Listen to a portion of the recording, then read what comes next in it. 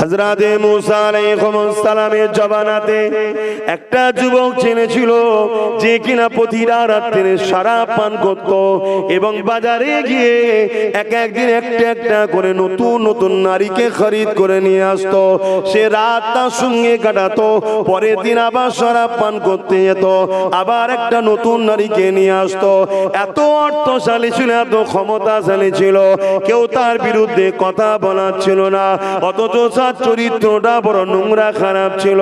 প্রতিদিনের না একদিন বাজারে গেছে, একটা সুন্দরী রমণীকে দেখতে পেয়েছে, তাকে 60 দিরহাম দিয়ে তৎকালীন সময় আজকের বাজারে লক্ষ লক্ষ টাকা খরিদ করে নিয়ে এসেছে। এমন করে নিয়ে আসার পরে প্রতিদিনের ন্যায় যখন তার খাস কামরায় ঢুকতে গেছে, ওই মহিলাটা চোখ দিয়ে পানি বেরোচ্ছে আর পুরো শরীরটা কম্পন হচ্ছে, কাঁপতে লেগেছে। ওই যুবকটা বলতে লেগেছে, কেন তুমি কাঁদতে লেগেছো? তুমি তো স্বইচ্ছায় অর্থ নিয়ে খুশি মনে আমার কাছে এসেছো, তাহলে তুমি কাঁদছো কেন? ওই মহিলাটা কাঁপা কাঁপা স্বরে বলতে লেগেছে, আমি আল্লাহর ভয় আমার মধ্যে ঢুকেছে, আমি নোংরা খারাপ মহিলা নয়, আমি বড় মজবুরিতে আজকে বেরোতে বাধ্য হয়েছে। কয়েকদিন হয়ে গেছে আমার বাড়িতে খাওয়া দাওয়া না, আমার বাবা মা পরিবার সবাই অসুস্থ রয়েছে, তাদের কোন রকম সাড়া পাচ্ছি না। সব দরজা যখন বন্ধ হয়ে গেছে, নাচারে আবার পেটের খিদে সহ্য করা যায় না, তাই নাচারে আমি রাস্তায় বেরিয়ে পড়েছি। তবে আমার হৃদয়ে আল্লাহর ভয় রয়েছে, তাই আমি আল্লাহর ভয় কাঁদতে লেগেছে। এই যুবকটা শুনে অবাক হয়ে গেল, আরে যার আল্লাহ তাকে কয়েকদিন খাওয়াইনি, সে তার আল্লাহকে কত ভয় করে। আল্লাহ যাকে এত গরিব বানিয়েছে, সে আল্লাহকে কত ভয় করে। আর আল্লাহ আমাকে ধনী করেছে, আল্লাহ আমাকে সুন্দর বানিয়েছে, আল্লাহ আমাকে ক্ষমতাশালী বানিয়েছে, আমার তো উচিত বেশি বেশি করে আল্লাহ শুকরিয়া আদায় করা দরকার, ভয় করা দরকার। অথচ আমি কত অন্যায় খারাপ কাজের মধ্যে রয়েছে। এই ছেলেটার মধ্যে ভয় ঢুকে গেল, পরিবর্তন এসে গেল। ওই ছেলেটা বোন বলে সম্বোধন করে মেয়েকে ডাক দিল। ডাক দিবার পরে বলল, তুমি সাক্ষী থাকো, আমি তওবা করছি, আজ তোমাকে আজাদ করে দিলাম, কোন নোংরা কাজ তোমার সঙ্গে করব না, তবে তুমি আল্লাহর হস্তে আমাকে ক্ষমা করো, আমার জন্য দোয়া করো, এবং তুমি সাক্ষী থাকো আমি আজকে তওবা করছি, জীবনে কোনোদিন আর মদে হাত দেব না, আর নোংরা পাপ রাস্তায় যাব না, তুমি সাক্ষী থাকো। এই বলে ছেলেটা তওবা করলো। মহিলাটা বেরিয়ে চলে গেল। প্রতিদিনের ন্যায় ঘুমিয়ে বলল। সকাল হয়ে গেছে, এলাকার সব মানুষরা বেরিয়েছে, দেখতে লেগেছে ওই যুবকের দরজার দিকে তাকায়, কেন সবাই জানে এই যুবকের দরজা দিয়ে কোনো না কোনো নারী আজকে বেরোবে, কিন্তু কেউ বেরোচ্ছে না। উপরন্তু অবাক হয়ে গেল, ওই দরজায় গায়েবী ভাবে লেখা আছে, এই যুবক হলো তওবাকারী, তওবাকারীকে আল্লাহ পছন্দ করে, এর জানা যায় যারা হাজির হবে আল্লাহ তাদেরকেও মাফ করে দেবে। আরো জোরে বলুন সুবহান। কেননা আমার নবী পাকের উম্মত উম্মতিরা হায়াত কম পাবে, অন্য অন্য নবীর উম্মত উম্মতিরা অনেক হায়াত পেয়েছে। কোন উম্মত উম্মতিরা 500 বছর 1000 বছর কোন বেঁচেছে, কিন্তু আমার রাসূলুল্লাহর উম্মত উম্মতিরা হায়াত কম পাবে। অথচ আল্লাহ বলেছে, হাবিব আপনার উম্মত উম্মতিরা সবার আগে জান্নাতে যাবে। এই জন্য আল্লাহ নবী জানালেন, ইয়া রাব্বি আল্লাহ, আমার উম্মত উম্মতিরা হায়াত তো কম পাবে, তাহলে অন্য অন্য নবী উম্মতদের সঙ্গে ইবাদতের কম্পিটিশনে কি করে কামিয়াবি হবে? আল্লাহ পাক আমার নবী পাকের খাতিরে উম্মতে মুহাম্মাদীদের জন্য বছরের মধ্যে কিছু কিছু রাত রেখেছে। ওই রাতের ইবাদত হাজার হাজার মাসের রাতের ইবাদতের সমকক্ষ বানিয়ে দেয়। আরো জোরে বলুন সুবহান। এই যারা আমার রাসূলের উম্মতকে শেষ করতে চায়, তারা চায় না নিসফুস সাবানে উম্মতে মুহাম্মাদি জাগুক, তারা চায় না লাইলাতুল কদরে জাগুক, তারা চায় না ঈদের রাতগুলোতে ইবাদত করুক, কেন ঈদের রাতগুলোর ফজিলত অনেক। তারা চায় না এই রাতগুলো ইবাদত করে উম্মতে মুহাম্মাদি আল্লাহর কাছে প্রিয় হয়ে যাক, আল্লাহ তাদেরকে হিদায়াত দিক, আল্লাহ তাদেরকে মূল স্রোতে সঠিক রাস্তায় ফিরিয়ে নিয়ে আসুক, এটা চাই না। আমরা ইতিহাস পড়েছি, হযরতে বিশার হাফি হুজুরের ইতিহাস পড়েছেন, অনেক ওয়াজ শুনেছেন, এগুলো আমাদের ওয়াজ শুনেছেন না শুনেছেন? তিনি একজন একটা বয়সে পাপ রাস্তায় ছিলেন, কথা বুঝে আসছে। একদিন রাস্তা দিয়ে যাচ্ছেন, বিসমিল্লাহ আল্লাহর নাম লিখা একটা কাগজের টুকরো পড়েছেন তো নাকি শুনেছেন তো? সেই কাগজটাকে দেখে উনি চুমা দিলেন, আদর করলেন, যত্ন করলেন। এই ভালো কাজটা দেখে আল্লাহ খুশি হয়ে যে এত বড় পরিবর্তন দিলেন, পৃথিবী বিখ্যাত ওলিদের মধ্যে একটা ওলি বানিয়ে দিলেন। জোরে বলুন সুবহানাল্লাহ। একটা ভালো কাজে চেঞ্জ হলো না, হলো না? তাহলে আমাদের ঘরের ছেলে কোনো সারা বছর ভুল করছে, আমি মানছি, এটা আমাদের মতো মৌলভী সাহেবদের দোষ আমাদের। আমরা এদেরকে ভালোবাসা দিতে পারি না, এদেরকে আমরা কাছে টানতে পারি না, এদেরকে আমরা আমাদের ব্যবসার সম্পদ মনে করেছি, এদেরকে সেই নসিহত সেই ভালোবাসা আমি দিতে পারিনি, এটা আমার ব্যর্থতা। কিন্তু আমার ঘরের ছেলে লাইলাতুল কদর এলে, নিসফুস সাবান এলে, ছেলেগুলো সেজে গুজে বাদ মাগরিবে যায় মসজিদে, যে শুরু করে নামাজ পড়ে, মুরব্বিদের কবর জিয়ারত করে, ওলি আউলিয়াদের রওজায় যায়, দোয়া যখন হয়, মিলাদ হয় মসজিদে, ছেলেগুলো বসে বসে হাত তোলে, চোখ দিয়ে পানি না বেরোলো কান্নার মতো মুখটা করে। বিশার হাফি বুঝাবার জন্য বলছি, তৎকালীন সময় যিনি প্রতিদিন শরাব পান করত, বন্ধুদের নিয়ে বাড়ে যেত, যে ভাষা আপনারা বুঝবেন, তার যদি আল্লাহর নামের প্রেমের বিনিময়ে আল্লাহ যদি কোথা থেকে টেনে কোথায় তুলে দিতে পারে, এই যুবকগুলোকে আল্লাহ ওলি বানাতে পারে না? কে বলে? আল্লাহ পারে না? এগুলো তো আল্লাহর জিনিস, আল্লাহ এদেরকে পারে কোথা থেকে নিয়ে যে প্যান্ট শার্ট খুলিয়ে, জুব্বা টুপি দিয়ে, দাড়ি রেখে, তওবা করিয়ে, নামাজি জাকিরিন হাজি গাজী বানিয়ে আল্লাহর ওলি করে কবরে যেতে পারে। জোরে বলুন সুবহানাল্লাহ। তাই এভাবে এই দিনগুলোর বিরুদ্ধে উঠে পড়ে লেগেছে এক শ্রেণীর মানুষ, উঠে পড়ে লেগেছে। এই যে ওলি আউলিয়াদের কবর জিয়ারত করতে যাওয়া হয়, এলিও সমালোচনা সমাজে আছে না? না, সমালোচনা আছে। এই বাবু মোবাইল রেখে দাও, শোনো মন দিয়ে। একদল লোক কবরকে নিয়ে বাড়াবাড়ি করছে, একদল লোক কবরকে নিয়ে বলুন বাড়াবাড়ি করছে। যারা বাড়াবাড়ি করছে তারা কারা? যারা নিষেধ করছে তাদেরই লোক। যদি বাড়াবাড়ি না করানো যায় তাহলে বলবো কি করে এরা বদমাইশ?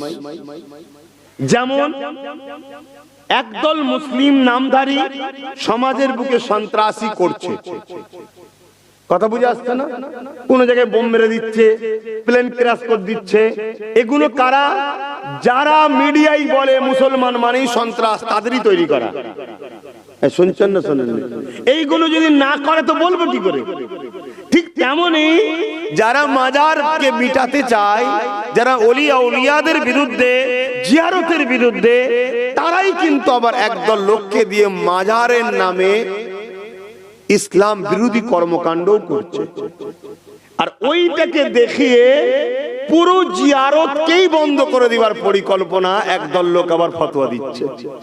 আবার কেউ কেউ তো এমনও ফতোয়া দেয় যে মক্কা শরীফ, মদিনা শরীফ আর মসজিদে আকসা ছাড়া অন্য জায়গায় নামাজের নিয়তে গেলে নেকি বেশি হবে, এই নিয়তে যাওয়া ইসলামে নিষেধ আছে। এটা হাদিস নবীর, শুনছো ভাইরা? এটা রাসূলুল্লাহর হাদিস যে মক্কা শরীফ, মদিনা শরীফ এবং বাইতুল মুকাদ্দাস, মসজিদে আকসা, এই তিনটে মসজিদ ছাড়া অন্য কোন জায়গায় কেউ যদি এই নিয়তে যায় যে পুরপুরার মসজিদে গিয়ে নামাজ পড়লে নেকি হবে, বা অন্য কোন জায়গার মসজিদে গিয়ে নামাজ পড়লে নেকি বেশি হবে, এটা ইসলামের নিষেধ, আমার নবীর নিষেধ আছে। এই তিনটে মসজিদ ছাড়া অন্য জায়গায় সবের নিয়তে তুমি নামাজ পড়তে যেও না, নিজের মসজিদকে অপমান করা হবে। কথা বুঝে আসছে? নিজের মসজিদ, তাহলে দুঃখ পাবে। এই তিনটে মসজিদের ফ্যাসিলিটি আছে। কেন? মসজিদ আমাদের প্রথম কিবলা হলো মসজিদে আকসা। আমাদের কাবা শরীফ হতো সবথেকে প্রথম জায়গা, ওটা কাবা। আর মসজিদ আর নববী শরীফ, এটা আমার নবীর পিয়ারা মসজিদ। জোরে বলুন সুবহানাল্লাহ। এজন্য এই তিনটে জায়গার গুরুত্ব আল্লাহ দিয়েছে। মসজিদে হারামে পড়লে 1 রেকাত 1 লক্ষ রেকাত, মসজিদে নববীতে পড়লে 1 রেকাত 50,000 রেকাত, মসজিদে আকসায় পড়লে 1 রেকাত 10 বা 25 রেকাত, দু রকম কথা, 10 বা 25 রেকাত সওয়াব হয়। বাকি পৃথিবীর যে কোনো মসজিদে নামাজ পড়বেন, সে আপনার পীরের মসজিদ হোক আর যেখানেই হোক, একই নেকি হবে। এই হাদিসটাকে নিয়ে ওলি আল্লাহদের মাজারে যাওয়া নিষেধ করছে। দেখেন নবী বলেছেন তিনটে জায়গা ছাড়া অন্য জায়গায় সফরের নিয়তে, জিয়ারতের নিয়তে যাওয়া যাবে না। বলো নাউজুবিল্লাহ। কিভাবে আমাদেরকে গোমরা করছে দেখছেন। কিন্তু এই শবে বারাত এলে লোকেরা একটু জিয়ারত বেশি করে। কেন? আমার নবী পাক নিজে জান্নাতুল বাকি জিয়ারত করেছে, যেখানে 10,000 হুজুরের মাজার, নবী সাহাবা হুজুরের আজকের তারিখে মাজার আছে। জোরে বলুন সুবহানাল্লাহ। আজকে উম্মতে মুহাম্মাদীকে হাজারো দিকে বিভক্ত করে দিয়েছে। আমি এই জায়গায় একটাই কথা বলবো, যদি আপনারা মুজাদ্দিদুজ্জামানকে মেনে চলেন, তাহলে অন্য কোনো দিকে তাকাবা দরকার নাই। কেননা জামানার মুজাদ্দিদ আল্লাহ করেছেন দাদা হুজুর পীর কিবলাকে। তিনি এই নিসফু শাবান, এই তারিখটাতে রাত্রে অন্য দিনের থেকে বেশি ইবাদত করতেন। এই দিনেতে নফল নামাজ বেশি বেশি করে পড়তেন। এই দিনেতে কোরআন তেলাওয়াত করতেন। এই দিনেতে তিনি মাজার জিয়ারত করেছেন। এ যুবকেরা, তরুণীরা, বাপেরা, শুধু এই বিষয়টা নিয়ে নয়, দুনিয়া জমিনে আখরি জামানায় তোমার আমার ঈমানকে লুটার জন্য নানান দিক দিয়ে চক্রান্ত হতে লেগেছে। কেননা যতদিন তোমার আমার ঈমান থাকবে, পৃথিবীর কোন শক্তি তোমাকে আমাকে মিটাতে পারবে না। কারণ ঈমান এমন একটা পাওয়ার, এটা পৃথিবীর সব শক্তি থেকে বড় শক্তি। কেননা ইতিহাস প্রমাণ দিয়ে দেয়, পৃথিবীতে বড় বড় শক্তিশালীরা ইসলামকে যখনই মিটাতে গেছে, ইমানদার মুমিন মুসলমানের কাছে তারা পরাজিত হয়ে গেছে। আজকেও চলছে নতুন করে, কেউ মসজিদ ভাঙার পিছনে, কেউ মাদ্রাসা ভাঙার পিছনে, কেউ মুসলমানকে গালিগালাজ করা করছে না, করেন? কথা বুঝে আসছে? এক একজন এক এক দিকে চলে যাচ্ছে। আর আমরা ইসলামের অনুসারী, আমাদের মধ্যে আবার হাজারো বিভক্ত, আমাদের কোনো লিডার নেই, আমাদের কোনো ঐক্য নেই। আছে কি? তথাপিও ফুরফুরান মুজাদ্দিদুজ্জামানকে কেন্দ্র করে এই বাংলায় কিন্তু আজও 85% মানুষের কিন্তু একটা ঐক্য আছে। কথা বুঝে আসছে? এটাকেও টুকরো টুকরো করে দিবার জন্য নানা রকম একটা পরিকল্পনা চক্রান্ত হচ্ছে। কেন? একটা জায়গায় 85% মানুষ দাঁড়িয়ে আছে, আর আরেকটা জায়গায় টুকরো টুকরো করে যদি 85%টাকে 5টা 10টা 20টা 30টা করে যদি ভাগ করে দেওয়া হয়, তাহলে শক্তিটা বাড়বে না কমবে? একটু বলুন।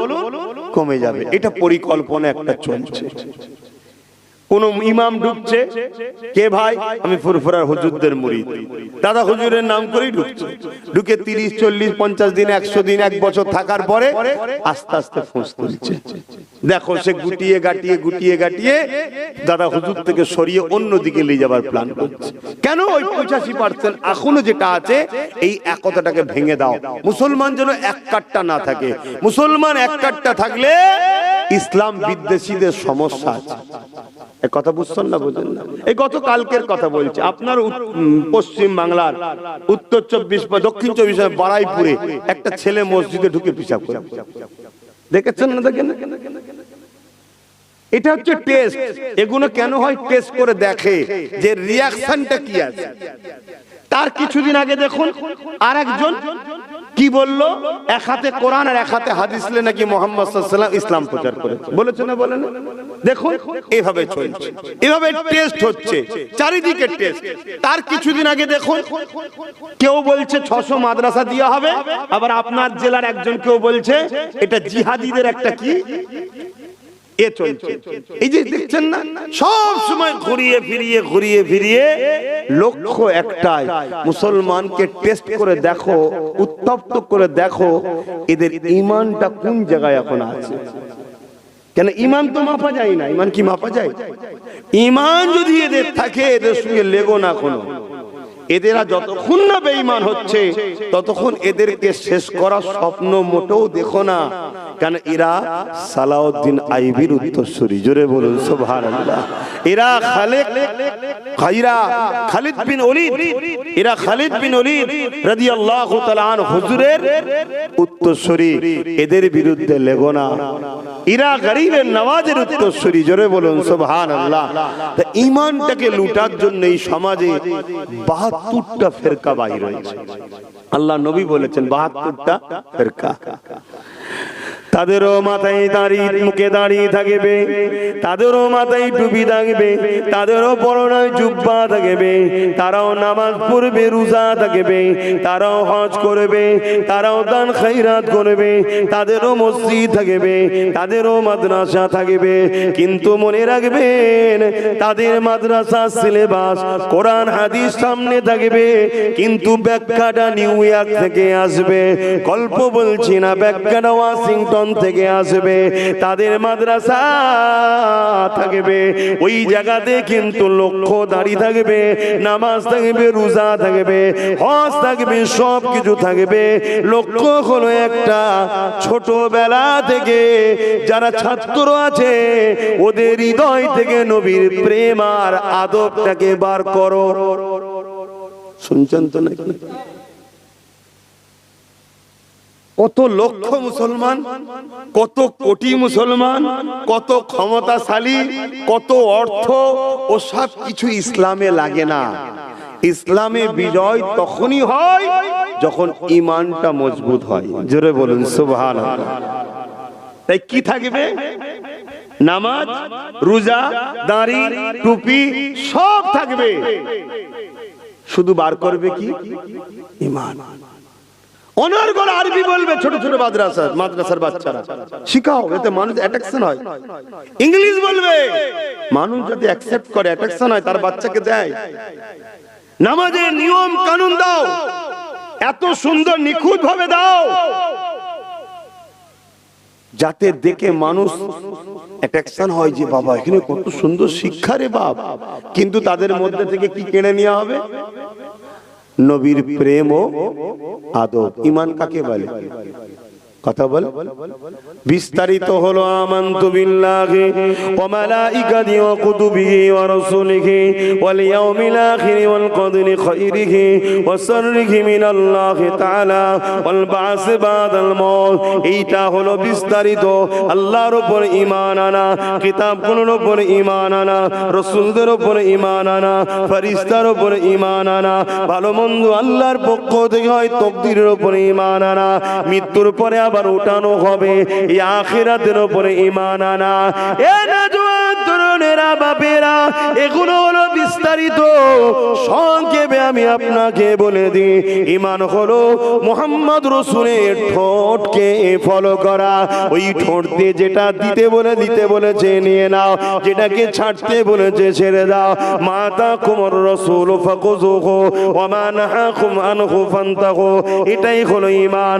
অর্থাৎ যার দিলের মধ্যে মুহাম্মদ রাসূলকে রাসূল জেনে আদবের সাথে ভালোবেসে মেনে নিতে পেরেছে, ওই সিনাতে ঈমান রয়েছে।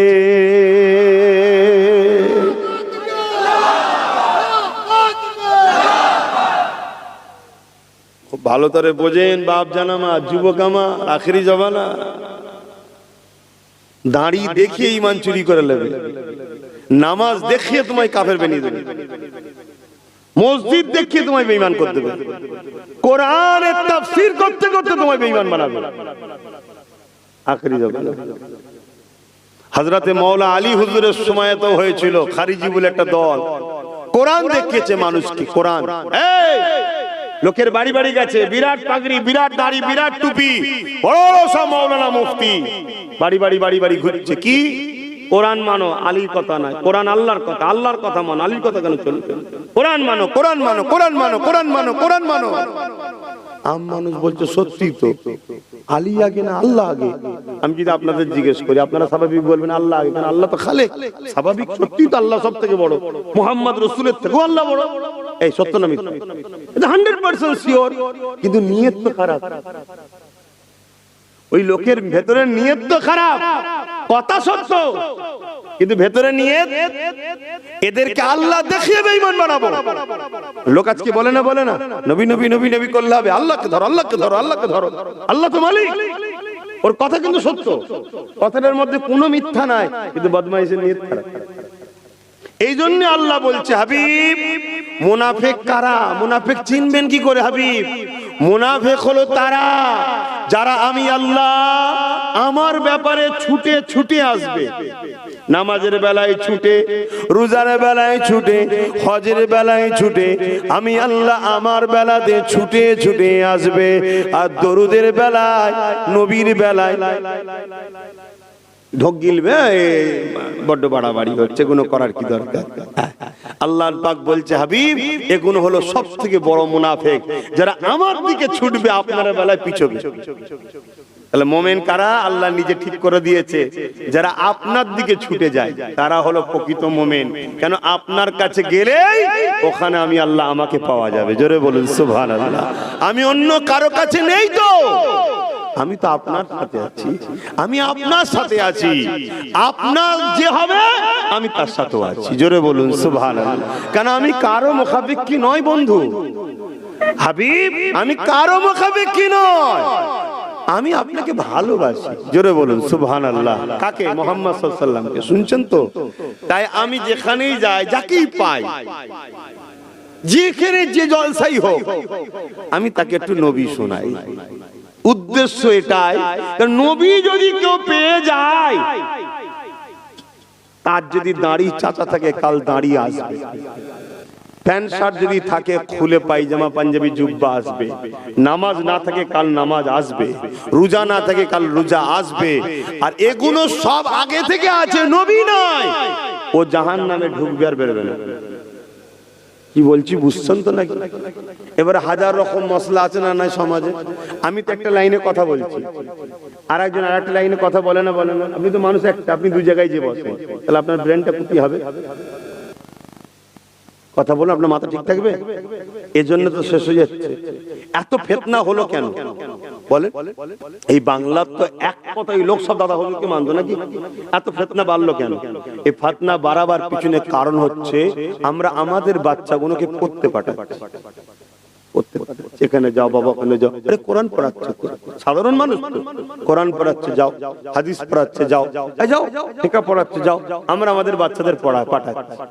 কি জন্য পাঠাচ্ছেন ভাই? নিয়তটা ভালো না খারাপ? ভালো নিয়ত। আরে আল্লাহর রাসূলের দ্বীন শিখবে, কোরআন শিখবে, ভালো নিয়ত। কিন্তু এই সমাজে বহুত মাদ্রাসা আছে, যে মাদ্রাসার টাকা আসছে বিদেশ থেকে। শুনছেন না শোনেন? ইসলাম বিদ্বেষী দেশগুলো থেকে টাকা আসছে। ওই টাকায় কি হচ্ছে? ওই মাদ্রাসায় নামাজ দিচ্ছে, দাড়ি দিচ্ছে, টুপি, বাহ্যিকটা খুব সুন্দর দিচ্ছে, কথা বুঝলেন? আর কিন্তু এই মাদ্রাসা থেকে কেটে লিয়া হচ্ছে কি? নবীর প্রেম আদব, ওলি আউলিয়াদের প্রেম আদব, ইমাম মুস্তাহিদদের আকীদা মাসলা কেটে লিয়া হচ্ছে। শুনছেন তো নাকি? যখনই কেটে লিয়া হচ্ছে, আপনার ছেলে নামাজের বেলায় 1 নম্বর, কোরআন তেলাওয়াতের বেলায় 1 নম্বর। কারণ নবী তো বলেছে আখিরি জবানায় বেরোবে, কোরআন তেলাওয়াত করবে সাহাবা। তোমাদের সঙ্গে যদি কম্পেয়ার করা হয়, তাদের কোরআন তেলাওয়াতের থেকে তোমাদের কোরআন তেলাওয়াতটা মনে হবে দুর্বল, কমজোর, তাদেরটা হাই মনে হবে। সাহাবাদের বলছে নবী, যে নবী সাহাবাদের উস্তাদ। শুনছেন তো? আর নবীর উস্তাদ কে? জোরে বল, সবাই বলতে পারছেন না কেন? আল্লাহ নবীর উস্তাদ। কথা বুঝে আসছে? তো এইভাবে তাদেরকে শেখানো হবে। তাহলে এত সুন্দর কেরাত পড়বে, সাধারণ মানুষ কি বোঝে? সাধারণ মানুষ বলবে কি বলছে আব্বাস, মাথা মাথা ঠিক আছে, কি সুন্দর কেরাত করছে। আল্লাহর নবী বলছে তাদের কেরাত হবে এত সুন্দর, এ সাহাবা তোমাদের সঙ্গে কম্পেয়ার হলে, বুখারীর হাদিস, তোমাদের সঙ্গে কম্পেয়ার তুলনা করলে, প্রতিযোগিতা হলে তোমাদেরটা দুর্বল মনে হবে, তাদেরটা হাই মনে হবে। কিন্তু আমি রসুল বলছি তাদের কোরআন তেলাওয়াত এই হুলকুনির ভেতর দিয়ে ঢুকবে না। শুনছেন? এখান দিয়ে এইটাই থাকবে, ভেতরে যাবে না।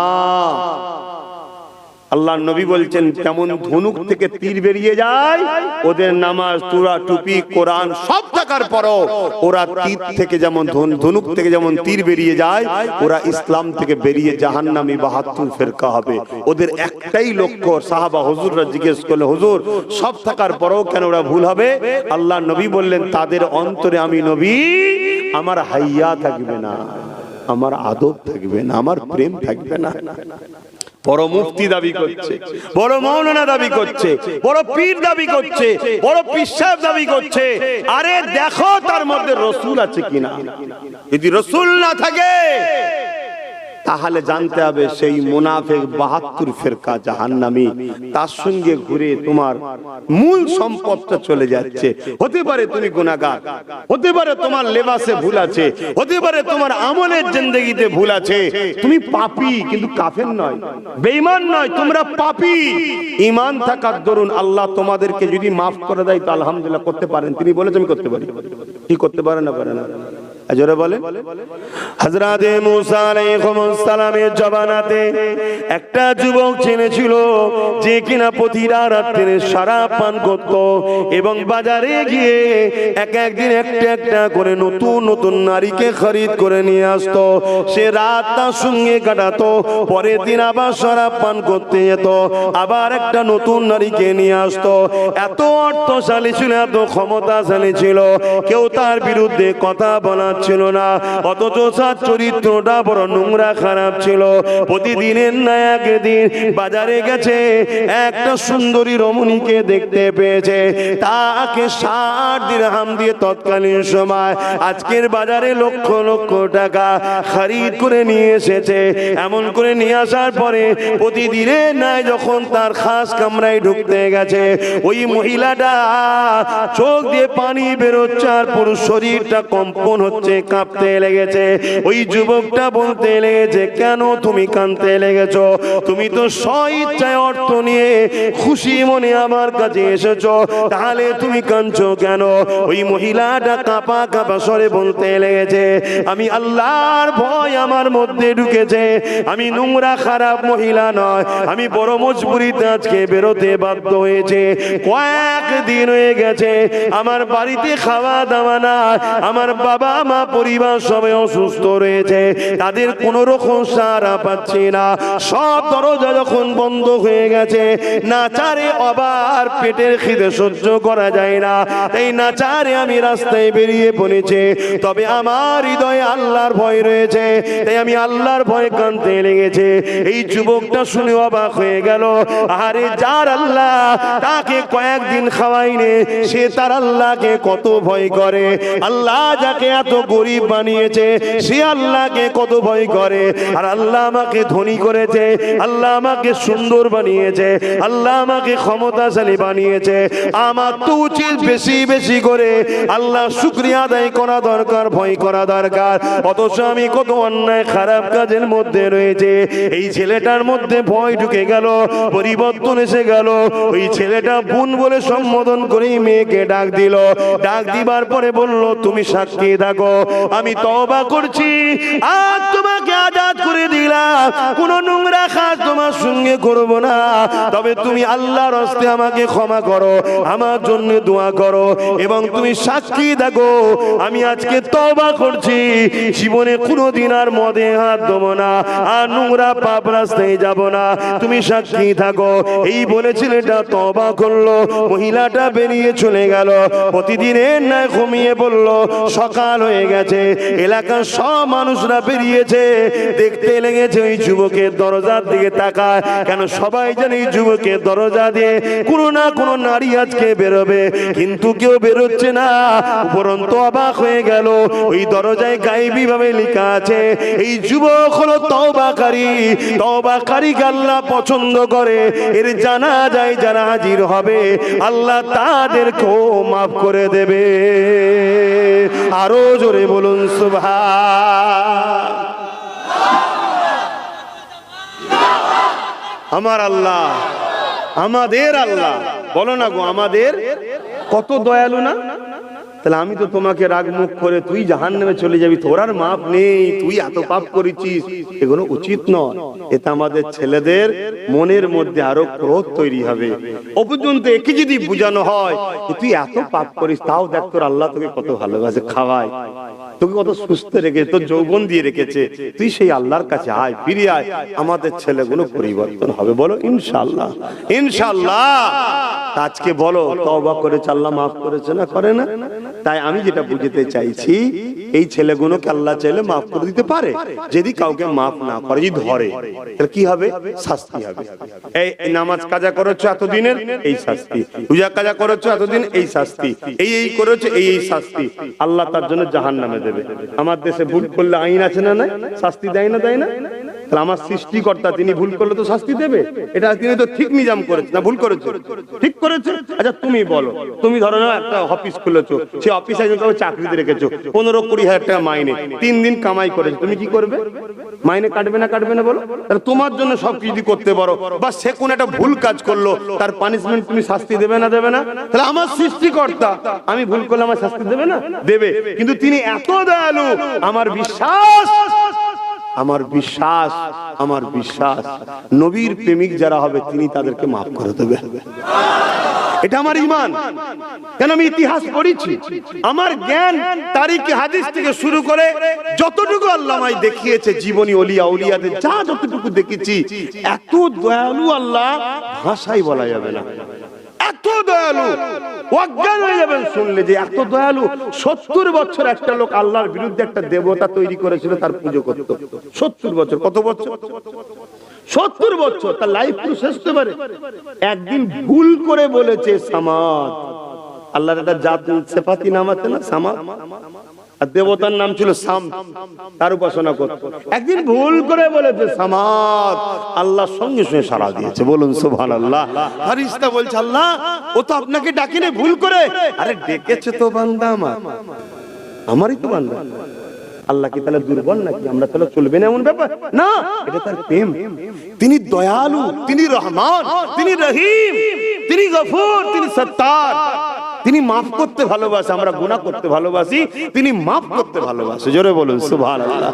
তাহলে বিশেষ বিশেষ একটা রাত আছে, ওই রাতে যদি আমার যুবক গুণে এসে সেজদায় পড়ে চোখের পানি ছেড়ে দেয়, হাত তুলে আধ ঘন্টা 1 ঘন্টা ধরে কাঁদছে, আল্লাহ আল্লাহ তুমি আমায় হিদায়াত করো, আমি পাপ করতে চাই না কিন্তু করে ফেলি, তুমি আমায় ভালো করো, আমি খারাপ থেকে যেন ফিরে আসতে পারি, আমি খারাপ জায়গাতে ফিরে আসি। সারা রাত কেঁদেছে, পরের দিন আবার ধরুন পাপ করছে। কথাই স্যার বলেছি। বান্দা কিন্তু ওই দিন দিল থেকেই তো আল্লাহকে বলে না, ইচ্ছা ছিল কালকে আমি করবো, কিন্তু শয়তানি ধোঁকায় পড়ে আবার হয়ে গেছে। আমার নবী বলছে বান্দা তুমি উম্মত আবার তওবা করো, আবার তওবা করো, আবার যদি হয়ে যায় আবার তওবা করো, আবার যদি হয় আবার তওবা করো, আবার যদি হয় আবার তওবা করো। এটাকে 10টা টুকরো করলে দাগ হয়ে যাবে, কিন্তু আল্লাহ রাসূল বলছেন যতবার তওবা করবে আমার আল্লাহ বড় দয়ালু, তোমাকে maaf করে দেবে। জোরে বলুন সুবহানাল্লাহ। আর আমি আমার ভাইগুলোকে বলবো এরকম দয়ালু প্রভু ছেড়ে থাকো কেন? চেষ্টা করো তিনাকে ভালোবাসার, তিনাকে প্যার করার, তিনাকে মহব্বত করার চেষ্টা করো। যিনি তোমাকে দুটো চোখ দিয়েছে, দুটো কান দিয়েছে, দুটো পা দিয়েছে, জবানে কথা দিয়েছে, আহা দেখো, তিনাকে প্যার করো, মহব্বত করো, ভালোবাসো, তিনাকে রাজি করো। তো যে কথা বলতে গিয়ে আমি চলে গেলাম, কিন্তু সবকিছুর শেষে একটা কথা বলি, তুমি যদি আমার নবী না হও, সব থাকার পরেও কিন্তু আল্লাহ তোমায় ছাড়বে না কোনোদিন। এই জায়গাতেই তুমি যদি এরপরও যদি আল্লাহ তোমায় ধরে, যদি জাহান্নামে দেয়, ঈমান থাকার দরুন একদিন না একদিন আল্লাহ তোমাকে বার করবে। আর যদি ঈমান না থাকে বলো ঢুকবে আর বেরোবে না। আহলে কিতাবদের সম্বন্ধে কোরআনে আল্লাহ অনেক কিছু বলেছে। আহলে কিতাব সম্বন্ধে কোরআনে আল্লাহ বলেছে সব আহলে কিতাব এক নয়, তাদের মধ্যে অনেকে নামাজি আছে, অনেকে রোজাদার আছে, অনেকে রাত্রিরে আমি আল্লাহ আমার কাছে দাঁড়িয়ে কাঁদে, শুনছো তো? অনেকে রোনাজারি করে, অনেকে তাকওয়া পরেজগার আছে, অনেকে মানুষকে দান খায়রাত করে। আল্লাহ প্রশংসা করছে আহলে কিতাবদের, মানে অন্যান্য নবীদের উম্মত যারা ছিল, কথা বুঝলেন, সব প্রশংসা করছে, তারা খুব ভালো মানুষ ছিল। ঠিক এমন টাইমে আমার নবী পাক সাল্লাল্লাহু আলাইহি ওয়াসাল্লাম দুনিয়ায় তাশরীফ আনলেন। জোরে বলুন সুবহানাল্লাহ। 40 বছর বয়স হলো, নবী বলল আমি হলাম আখেরি নবী। এই যেই এলানটা করলো, আল্লাহ কোরআনে আয়াত নাজিল করলে, আহলে কিতাবরা তোমরা আমার বন্ধুকে মেনে নাও। তাদের মধ্যে থেকে যারা মানলো না, আমার আল্লাহ বলল তোমার রাতের ইবাদতও গেল, তোমার চোখের পানিও গেল, তোমার কিয়াম গেল, তোমার দান গেল, তোমার রোজা গেল, সব বরবাদ, তুমি জাহান্নামী। কেন? আমি যাকে ভালোবাসি তুমি তাকে ভালোবাসলে না, তার মানে শুনছেন তো ভাই? হ্যাঁ, কিন্তু আজকে ছলে বলে কলে কৌশলে নবী ছাড়ানো হচ্ছে, নবী ছাড়ানো হচ্ছে। ঘন্টার পর ঘন্টা ওয়াজ হয়, ঘন্টার পর ঘন্টা আলোচনা হয়, বছরকে বছর আলোচনা হয়, দেখুন নবীর আলোচনা নেই। মসজিদ গুলোতে উচিত, মসজিদ গুলোতে উচিত কমিটিকে রেজুলিউশন করা, প্রত্যেক 4 জুম্মায় 1 মাস হয়, 3 জুম্মা নবীর সঙ্গে উম্মতকে নবী শোনাও। 3 জুম্মা উম্মতকে কি শোনাবে? নবীর জীবনী শোনাও। নবীর জীবনীটা হাকিকাতে কি? নবীর জীবনীটা হলো হাকিকাতে কোরআন শরীফ। জোরে বলুন সুবহানাল্লাহ। আসো জানো বোঝো। আম্মা জান আয়েশা হুজুরের কাছে কয়েকজন সাহাবারা গেলেন, হুজুর আমার নবী কেমন? শুনছেন তো ভাই? সাহাবা হুজুররা বলছেন আমার নবী কেমন, আমরা চিনতে পারলাম না। আর এখন মুফতি মাওলানা বেরিয়েছে, নবী বলছে আমাদের মতো, বলছে চিনে ফেলেছে। এই সমাজে আছে না? না। তাহলে বলে এই যুবক ছেলেগুলো কি বুঝবে? বড় মাওলানা রে, বড় মুফতি কি এটা বলবে তো না? সাধারণ ছেলে কাদেরকে মানে? আমাদেরকে মৌলী সাহেব মানে নাকি? আর মৌলী সাহেব ছাড়া চলতেও পারবে না। মৌলী সাহেব ছাড়া কার কাছে যাবে? বলো কার কাছে যাবে? বলো অন্য কার কাছে যাবে? হ্যাঁ, দেখছো না যাদের কাছে ছুটি ছিল গতকাল ছিল সেকুলার, এখন সব কমনাল হয়ে গেছে। বুঝতে পারছো না কি বলছি? হ্যাঁ, কত একসাথে বসে তরমুজ খেয়েছে, হ্যাঁ একসাথে বসে এক মেম্বারে বসে কত হই হই করেছে। কি হলো? কিছু বুঝতেন না, বোঝেননি? হ্যাঁ, আর উনিও লাও 10 লাখ, লাও 5 লাখ, কথা বুঝে আসছে না? আমাদের মতো মৌলী সাহেবকে দেখিয়ে সব লুটে নিয়েছে। আমরা ভাবছি আব্বাস সিদ্দিকী যখন সাথে আছে, হ্যাঁ বড় ভালো লোক। এখন তো কমনাল ভূত চেপে গেছে ঘাড়ে, দিন রাত তো সব উগলাচ্ছে। তবে একটা কথা মনে রাখো, সবার নেতা ও জাতির জন্য করে নিচ্ছে, আমাদের হয়ে কে আছে? কে আছে? নাও ডায়ে আছে না বাঁয়ে আছে। যদি বলেন ইনি আছে, উনি দেখো না দীঘায় আবার কি করছে, দেখো না, খোঁজলা। আমাদের কই? ওখানে একটা চাপ দিয়েছিলাম না কলাঘাটে, ওই চাপ দেওয়ার পরে উনি উনাদের লাইনের কিছু লোককে খুঁজেছে। মুসলমানের মধ্যে কিছু আছে, দালাল আছে না নাই? ওই লাইনে খুঁজেছে, খুঁজে বলছে তোরা একটু হুড়োহুড়ি কর, জমি জায়গা দেখ, ফটো ফটো তুলে ছাড়, এই তো হচ্ছে। কেন? সামনে দিন এসে গেছে তো, ওইটা দেখিয়ে লুটেলে তারপর আবার পরে দেখা যাবে। যত বড় বুকা বানা ওই কম থেকে, এইসবই চলছে। আর আমি এগুলো সব বলে ফেলি, আমার অভ্যেস খারাপ তো, বলে ফেলি, বলে দুশ্মন তো।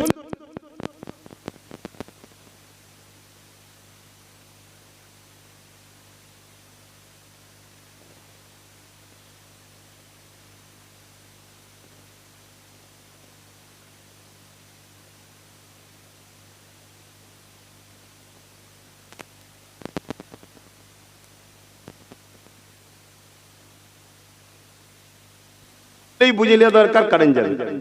এগুলো টাইম টাইমের ব্যাপার রে বাবা, এগুলো না বুঝতে শিখলে কবে কি বুঝবেন? কত বয়স হলো?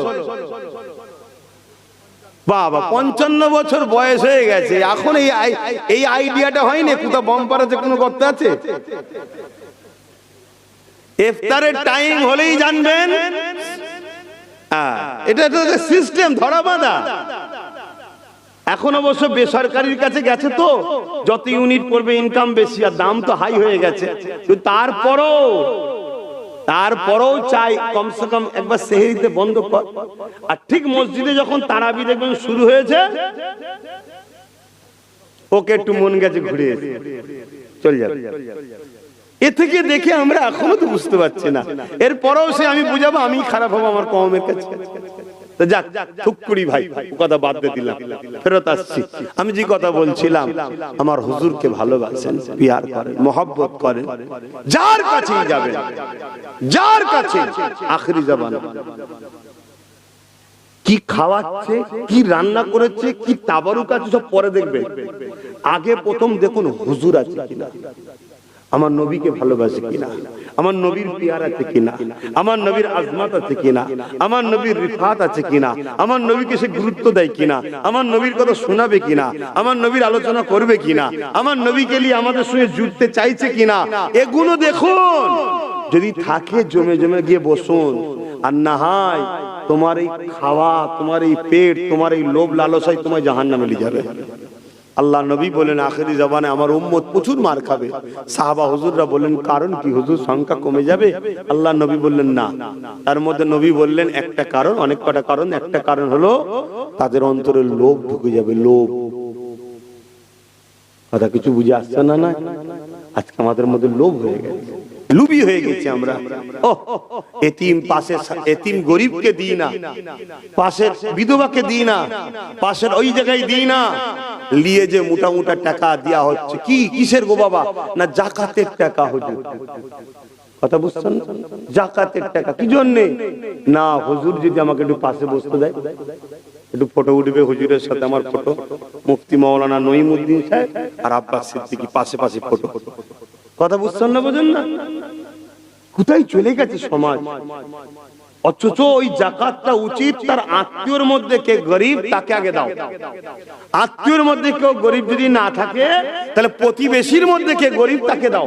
যদি প্রতিবেশী না থাকে, তুমি যদি ব্যস্ত মানুষ হও তাও উচিত নয়। তারপরেও বলছি, তখন তুমি নাই দায়িত্ব গিয়ে দিলে যে আমি তো আপনাকে ভালোবাসি, পিয়ার করি, এটা এই জাকাতের টাকা এতিম গরিব বিধবাদের ঘরে দিয়ে দেবেন।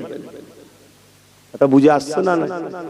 আল্লাহ পাক এমন ভাবে মানুষকে সৃষ্টি করেছে, এমন ভাবে পরিবেশকে তৈরি করেছে, সত্যিকারের যদি প্রকৃত জাকাত প্রকৃত গরিবকে ধনী লোকরা দিত, তাহলে এই সমাজে ভাই আমার কম কিংবা গরিব হতে হতো না। তো যাক, নামাজের ব্যাপার আছে। দরুদ শরীফ আল্লাহুম্মা সাল্লি আলা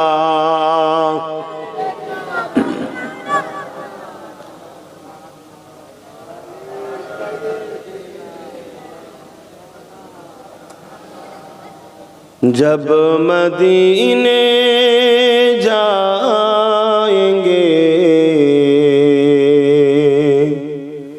हम मुस्कुराते जाएंगे, जब मदीने जाएंगे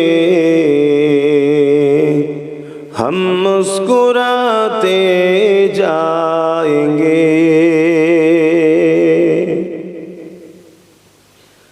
जब मदीने जाएंगे हम मुस्कुराते जाएंगे,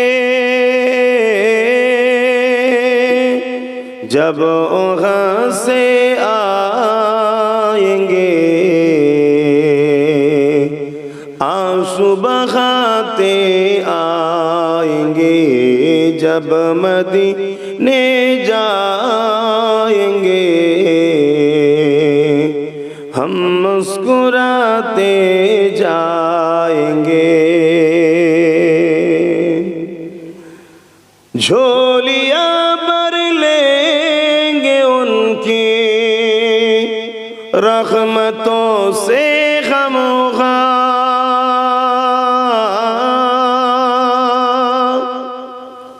झोलियां भर लेंगे उनके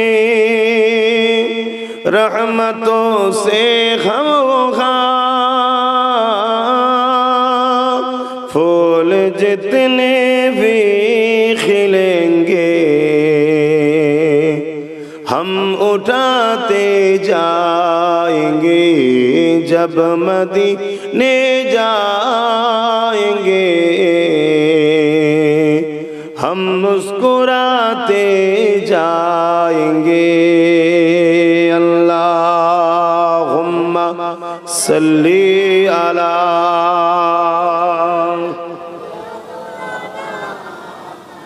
वला आली सय्यिदना। আমার আব্বা জানেরা, বাপেরা, ভাইরা, আখরি জামানা, দুনিয়া শেষের দিকে তামাম পৃথিবীতে ফিতনা ফাসাদ ভরে গেছে। ধর্মটুকু যে মানুষ করবে সেখানেও শান্তি নাই।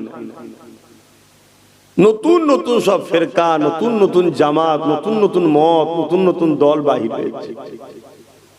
তো যাক, নামাজের ব্যাপার আছে, আমি আর কথা বাড়াচ্ছি না। একটু এসেছিলাম, হাজিরি দিলাম, এখন কত সুন্দর মেঘলা হয়ে গেল, দেখেন ছায়া হয়ে গেল, কিন্তু এখন তো সময় শেষ। আসেন একটু সালাতু সালাম আমিও পড়বো, হুজুরের শানে মহব্বতে পড়বো। ইয়া নবী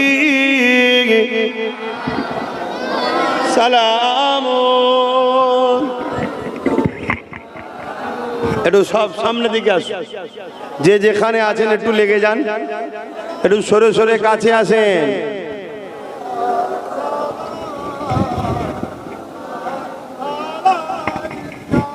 এদিকে নয়, একটু সামনে আসেন, সামনে সামনে আসেন।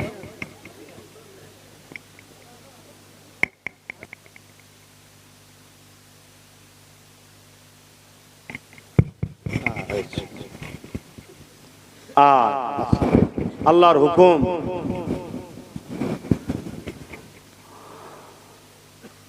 তালাল বদরু আলাইনা মিন শানিয়াতিল ওয়াদা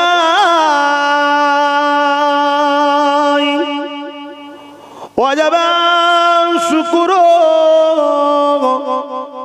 علينا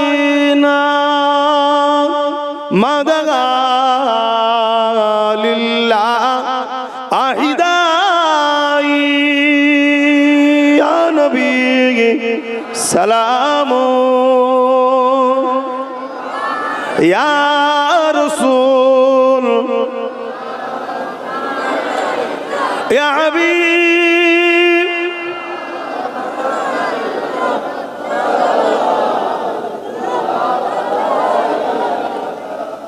এই যে দাঁড়িয়ে সালাম দিচ্ছি আমরা, এ নিয়েও সমাজে মতনৈক্য বা সমালোচনা আছে না? না, এটা কি দুর্ভাগ্য নয়? এটা তো অনেক দুর্ভাগ্য। কেউ এলে দাঁড়িয়ে যায়, পীর সাহেব এলে দাঁড়িয়ে যায়, আব্বাস এলে দাঁড়িয়ে যায়, মৌলানা এলে দাঁড়িয়ে যায়, ইমাম এলে দাঁড়িয়ে যায়, নেতা মন্ত্রী এলে দাঁড়িয়ে যায়, দেশের পতাকা তোলার সময় দাঁড়িয়ে যায়। কি করেন না? করেন না। আমি এগুলোর বিরুদ্ধে বলছি না, আপনি সম্মান করবেন, পিয়ার করবেন, পিয়ার করা মানুষকে ভালোবাসবেন, কিন্তু এসব জায়গায় ফতোয়া হয়? ঠিক দেখুন, হুজুরের ভালোবাসায় আল্লাহকে দেখিয়ে দাঁড়াবে, ওখানে সমালোচনা আছে না? না, উদ্দেশ্যটা বুঝতে পারছেন? দিল থেকে শুধু নবীকে বার করতে হবে। এই ঘড়িটাই দেখুন, 3টে কাঁটা আছে, যদি একটা কাঁটা বার করে দিয়ে অসুবিধা আছে? কথা বল। এই ঘড়িতে দেখুন অক্ষর টক্ষর রয়েছে সব জায়গায় জায়গা, আমি 2-3টা অক্ষরকে তুলে ফেলে দিই, তাও ঘড়িটা চলবে না? চলবে না। আন্দাজের টাইম সব বুঝে যাবে। কিন্তু এই ঘড়িতে মেন যেটা ব্যাটারি, তাই তো নাকি? ব্যাটারিটা যদি বার করে দিই, আমি বুঝাবার জন্য বলছি, কোন জিনিসের সঙ্গে হুজুরের তুলনা করা ভুল। আপনার আম মানুষ, এই পৃথিবীর জান হলো হুজুর, বলুন সুবহানাল্লাহ, এবং পরকালেরও জান হলো হুজুর, জোরে বলুন সুবহানাল্লাহ। অতএব আমাদেরও জান হলো হুজুর, জোরে বলুন সুবহানাল্লাহ। যেমন আমাদের শরীরে 2টো চোখ আছে, যদি একটা না থাকে চলবে না? চলবে না। 2টো হাত যদি একটা না থাকে, 2টো পা যদি না থাকে, এই 2টো পাই না থাকে, অসুবিধা আছে? এই 2টো চোখই না থাকে, তাও জিন্দেগি চলবে না? চলবে না। যে কোনো ভাবে হয়তো কষ্ট হলো, কেটে যাবে না? যাবে না। হ্যাঁ, কিন্তু জানটা যদি বেরিয়ে যায়। তা ইসলাম ধর্মে নামাজ, রোজা, দাড়ি, টুপি সবটার প্রয়োজন আছে, সবটাই দরকার, তবে তুমি সুস্থ শান্তিতে থাকবে। কিন্তু জান হলো ইসলামের মুহাম্মদ রাসূল, জোরে বলে সুবহানাল্লাহ সাল্লাল্লাহু আলাইহি ওয়াসাল্লাম, তিনি যদি বেরিয়ে যায়, এটাই আপনি বুঝুন। এবার চলেছেন, অনেকে বলবে কোরআন হাদিসে কোথায় আছে? ভাই, সব কিছু কোরআন হাদিসে, কোরআন হাদিসে, কোরআন হাদিসে বলছেন। এই প্রশ্নটা করাতেই প্রমাণ করছে যে ব্যক্তি কোরআন হাদিস বোঝে না, মূর্খ লোক। কেন, কোরআন হাদিসের দলিল খুঁজতে গেলে ওই কাজটাকে হয় ফরজ হতে হবে, না ওয়াজিব হতে হবে, না সুন্নতে মুআক্কাদা হতে হবে, তবে সেটা কোরআন হাদিসের মধ্যে খোঁজা যুক্তিসঙ্গত। যেমন বোঝাবার জন্য বলছি, এখন যদি কেউ বাংলা ডিকশনারিতে ওয়াটার খুঁজতে যায়, পাওয়া যাবে ভাই? কেন, ওয়াটার হলো ইংলিশ কথা, তাই তো নাকি? কিন্তু বাংলা ডিকশনারিতে পাওয়া যাবে না। কেউ যদি ইংলিশ ডিকশনারিতে উম্মুন খুঁজতে যায়, মা, ইংলিশ ডিকশনারিতে পাবে ভাই? কেন? এটা আরবি কথা। ঠিক তেমনি কোরআন হাদিসে যদি তুমি দলিল খুঁজতে যাও, হয় ফরজ হতে হবে, না ওয়াজিব হতে হবে, না সুন্নতে মুআক্কাদা হতে হবে, তবে সেখানে দলিল খুঁজতে গেলে শিক্ষিতর পরিচয় হয়। আমরা দাঁড়াই কেন? মুস্তাহাসান জায়েজ।